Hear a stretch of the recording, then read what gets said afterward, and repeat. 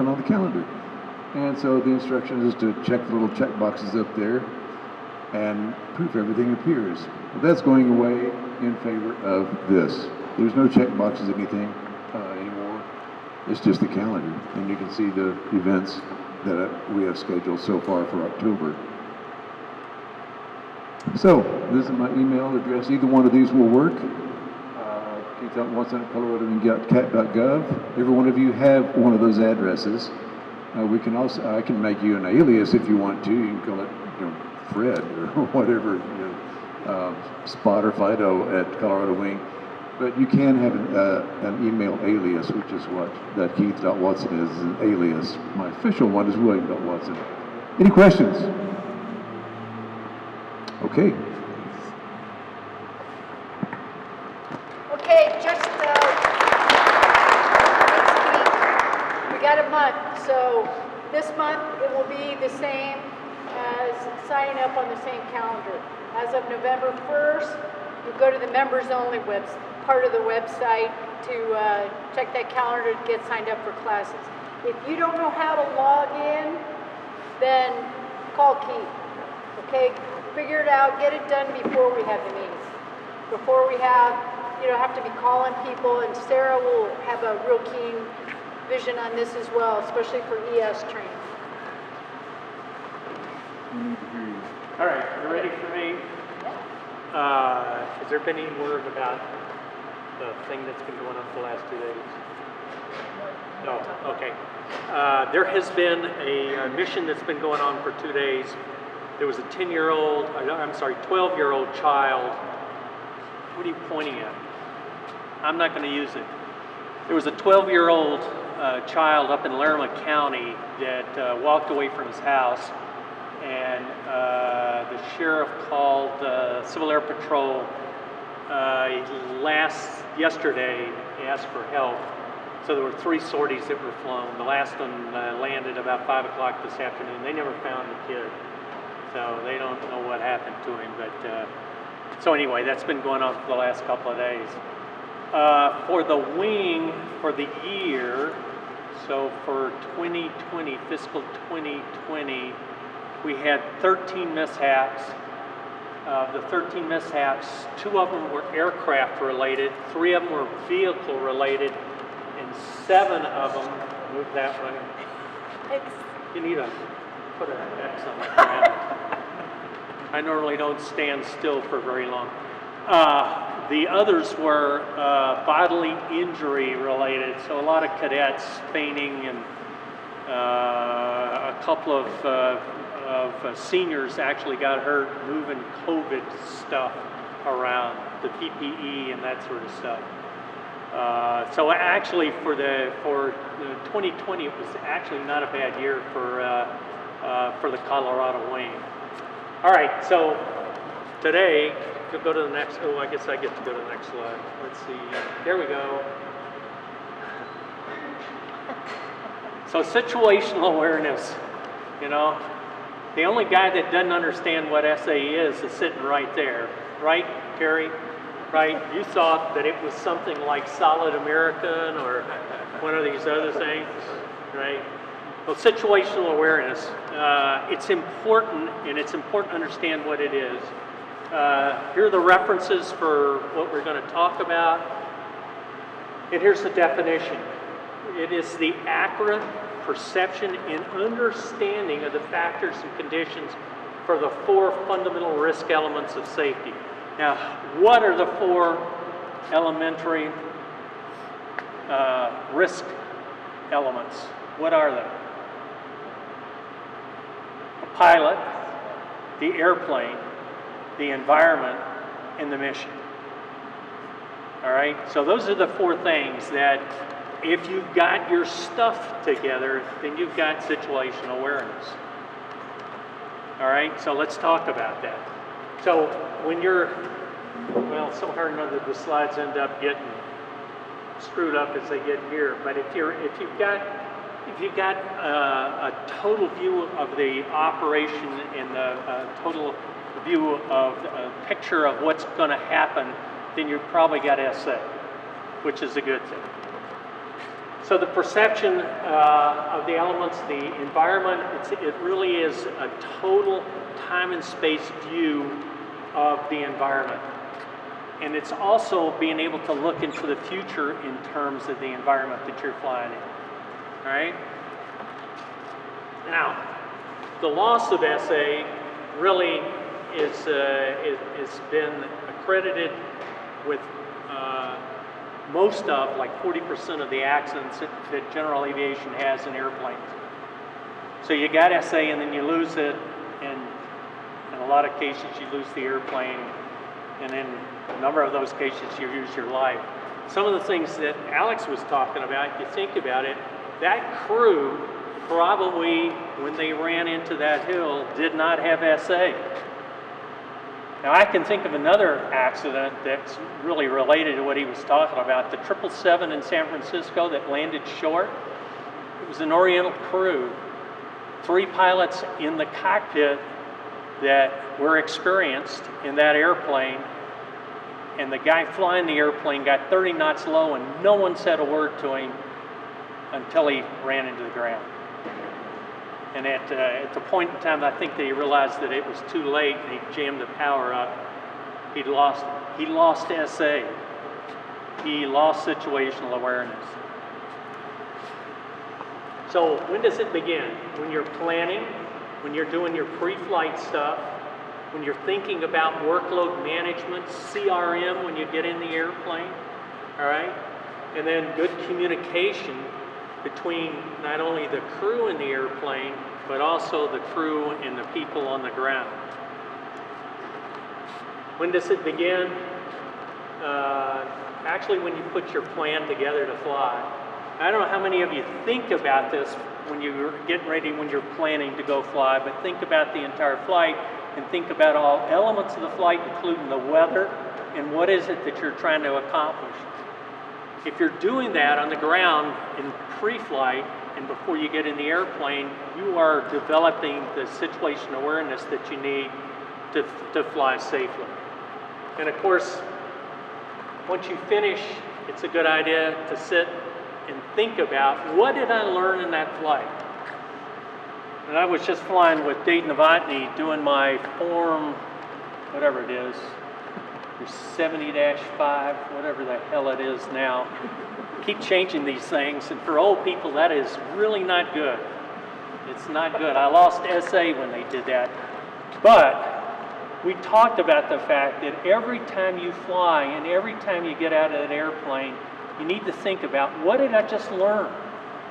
What did I learn on that flight?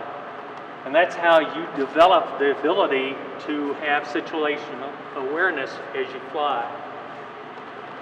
Now, what are things that can get in the way of SA? These are 4 examples. The weather, getting distracted as you're trying to figure out, where am I? And, you get kind of lost in the charts, or you get poor navigation, you're still kind of lost. Or at home, you had a little bit of a discussion with the person that is closest to you, and now you start thinking about that while you're flying, you're probably going to lose SA. So is your bucket overflowing? Have you gotten to a point where you're overwhelmed by what's going on in the airplane? And now, do you start asking yourself, well, what could go wrong here? And how in the world can I try to get my focus back on flying the airplane? Now, who has perfect SA?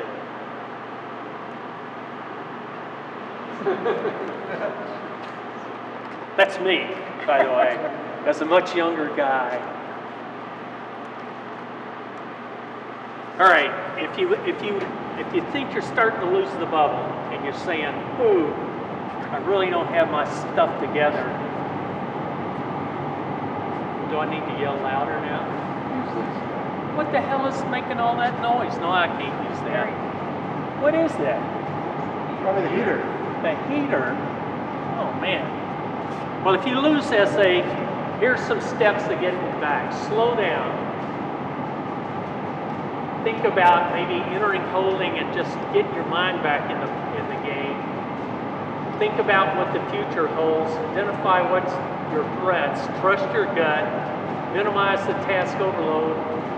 Avoid complacency. Avoid it. Fight fatigue. And continually think about SA assessments and trying to get yourself back in the game, to get it back together so that you have situational awareness. And let's just go to this. Think about this though. SA doesn't apply only in the airplane. Other places that you need to have SA. A driver, a car, the environment, and the mission. And the mission is I'm trying to get from here to there. All right?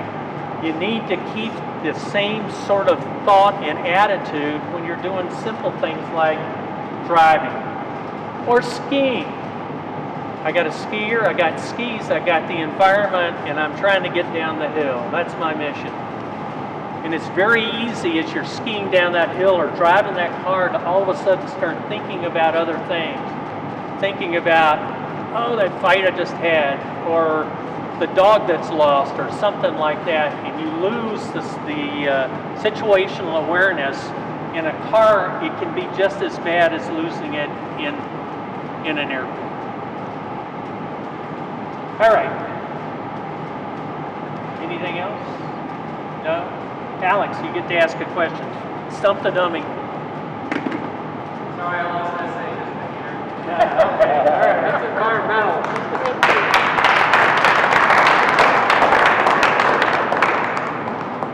A lot of this has to do with safety tonight. One of the things I have really enjoyed, and I've always talked to my other half about it, is that CAP pilots are notoriously more safe pilots. I've just found that flying with CAP pilots, you have a crew that's willing to, speak up and say something if something's not looking right. You have people that are looking out for each other. You trust each other to do a good job. You trust each other to follow the rules, and you trust each other to be able to accomplish a mission together. And one of the things I've noticed is that I've always felt safe flying with CAP pilots. So SA is very important, and so is the crew resource management. Okay, next slide, please.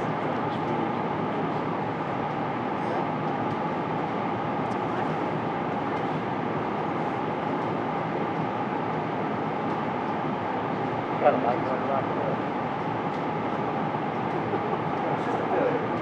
Okay. No whiteboard. Sorry. I do know what's next. Rick, could you come up here and help me? One of the things we've, oh yes, kudos and awards. Guess what? I came prepared today. So, one of the things we always do is thank a lot of the folks that have done a tremendous amount of work in the squadron, particularly in the last year. This is the first day of the new fiscal year, and wildly, this is how we kind of base our year and our programs on this, and our funding is based on this. But you see how many people it takes to make this squadron go. And one of the things I wanted to do was say thank you tonight. And I have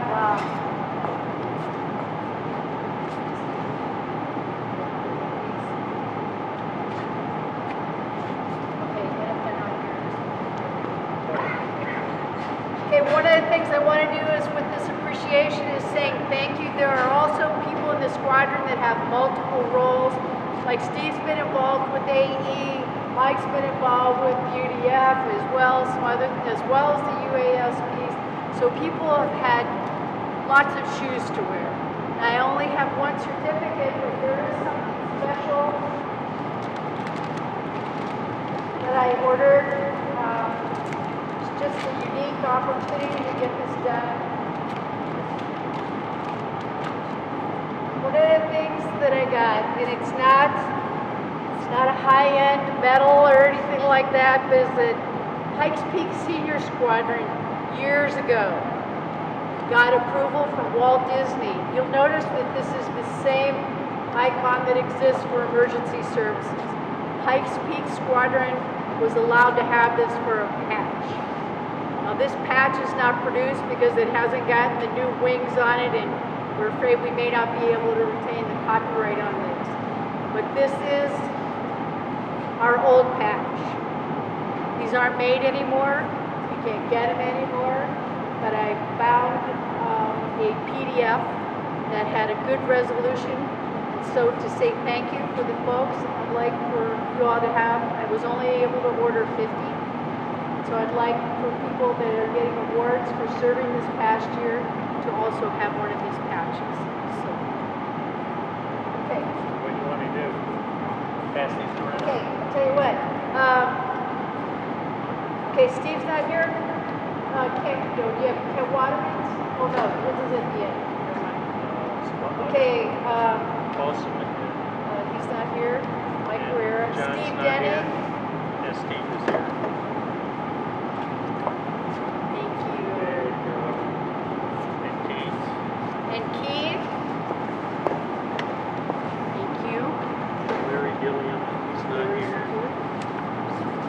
That's Maria. And John, right? Larry, no. Wayne. Wayne.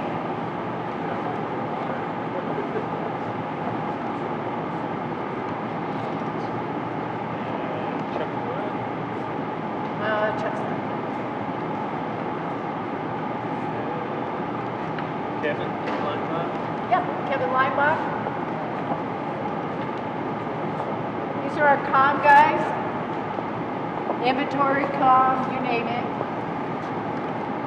There you go. Les Cox is next. He's not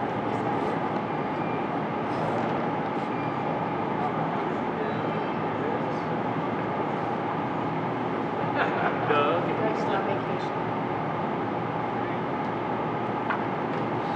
Chad.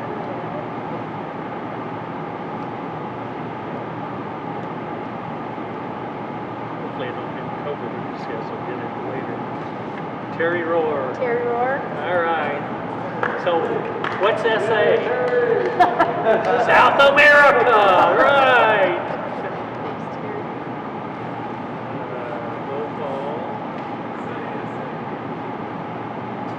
Frank Clark. Frank.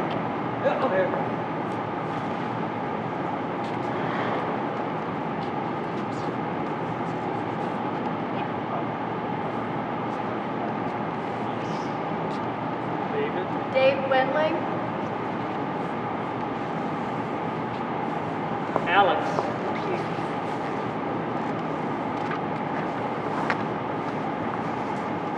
Travis.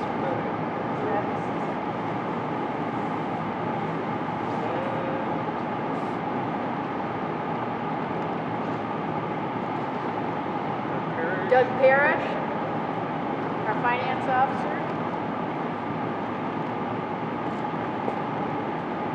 There's two there. Sarah. Sarah.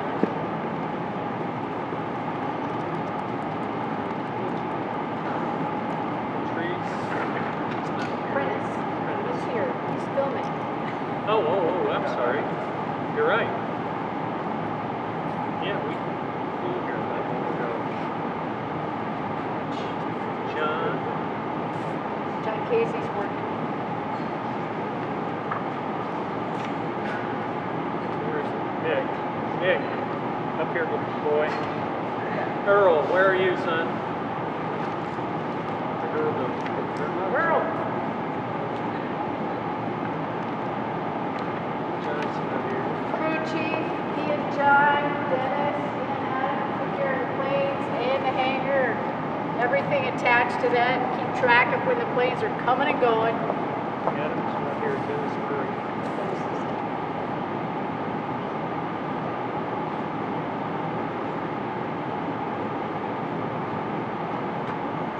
The, Okay, hang on a minute. I did this right. I'm here. Okay.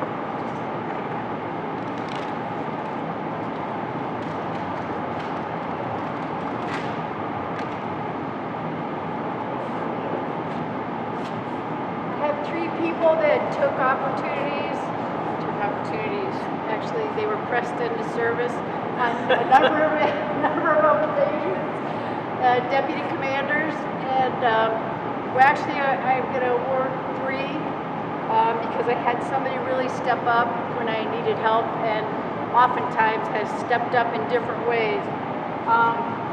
What I have for 3 deputies is this is a unique medal for this year for COVID, and they are limited edition. They are numbered, and first one goes to. Thank you.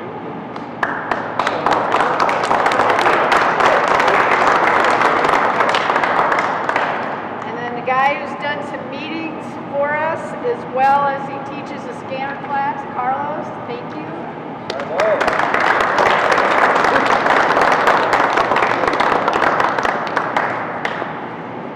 Last but not least, who always comes up and always comes through, Ken Waterman. Thank you.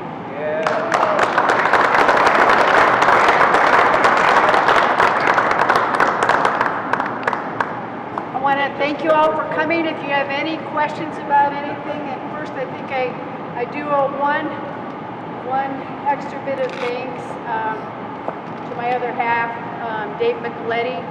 Our house sometimes looks like Ppss Central just because of paperwork, like many of you, but this way.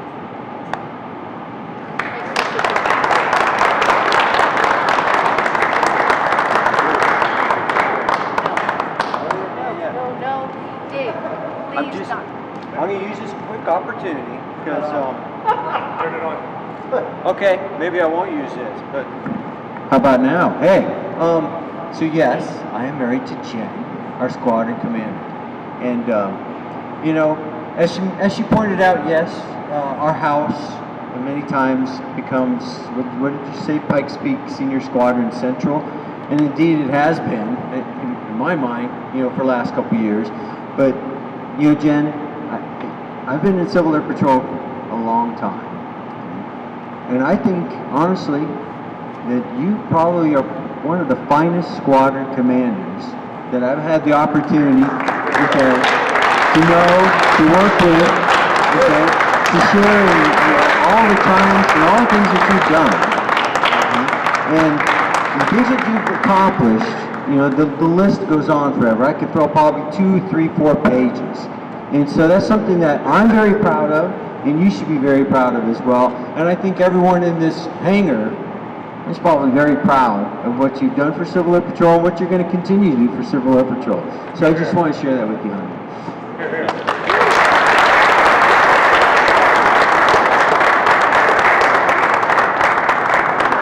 I want to thank you all for hanging in there. This has been a long 7 months.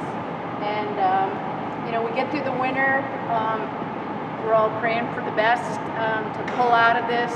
So hang in there another 4 or 5 months. We have so much coming up with UAS, with flight training, with new pilots, and people like, you know, Sherry and Scott, and the new people of Wade that are coming on board with this. You need anything, there are plenty of people here to help you. So thanks again, and we'll be in touch. Look out for the calendar and get involved as best you can.